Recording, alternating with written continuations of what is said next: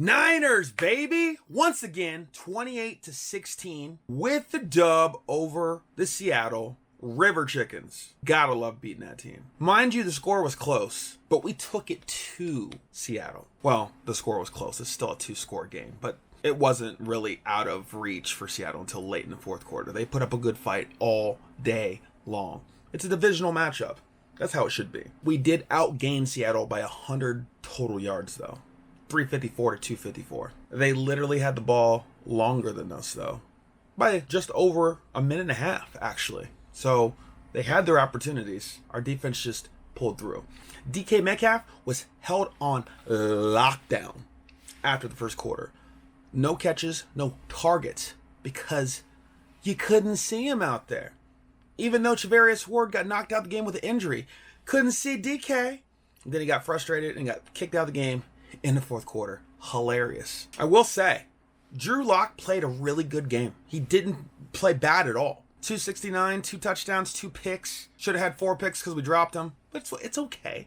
For getting thrusted into the game a couple hours before game time, I'm here for it, Drew. Thank you for coming in and being the quarterback of that L, though. We completely shut down Seattle's running game. Charbonnet had 44 yards. Kenneth Walker III had 21. Tyler Lockett was their best receiver. He had 89 yards. Beyond that, though, it just didn't seem like Seattle's offense was doing that much, and I'm completely okay with that. Now, when it comes to the Niners, just like last week, we have a bunch of dogs out there. Christian McCaffrey, first play of the game, took that ball 70-plus yards. It's actually crazy that Christian McCaffrey didn't even score a touchdown, but he still had 16 carries for 145 yards. I'll take that all day. Christian McCaffrey, dog. Deebo Samuel is turned up, and he continued that today. 7 catches, 149 yards, touchdown through the air and on the ground, dog. Brandon Aiyuk, 6 receptions, 126 yards. He needs to tuck it away because he had a fumble. He probably could have got 10, 15 more yards. Still, dog.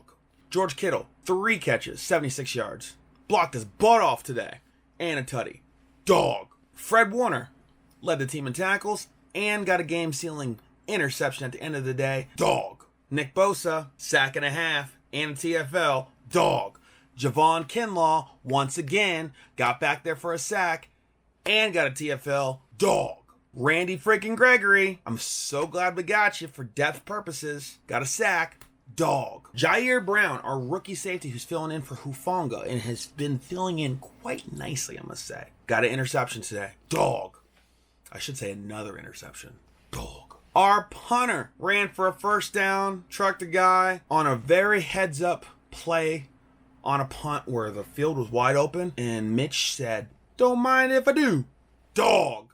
Last but not least, Brock freaking Purdy, the current front runner for the league MVP, once again had a really good game. And did he throw an interception? Sure did.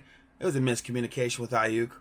And Olsen on the screen did a really good job of breaking that down too. Because Purdy thought he was going to go in, and Aiyuk cut it off a little early. So Purdy threw it right where he thought he was going to be. Aiyuk and him just had a miscommunication. Guess what? It happens. But also, guess what? Nothing like that ever happened again the rest of the day. Purdy threw for 368 yards, a career high, 2 touchdowns, 122 passer rating, 19-27. I mean, right now, Purdy has over 3,500 yards. He has over 25 touchdowns and 7 interceptions. In today's NFL, literally right now's NFL, the only other person that has stats like that is Dak Prescott. 2 is right there too. But guess what? Purdy has actually beaten good teams. The Dolphins haven't, and I'm recording this before the Cowboys and Eagles game, so I don't know what the result of that will be. The Cowboys definitely haven't beaten any good teams. If you consider Seattle a good team, then I guess they beat Seattle. Congrats, we did it twice. I don't know when the Purdy slander is going to stop, because all he does is produce. All he does is play good. All he does is lead his team to victory. Put up numbers. Efficiency. Scramble when he's got to.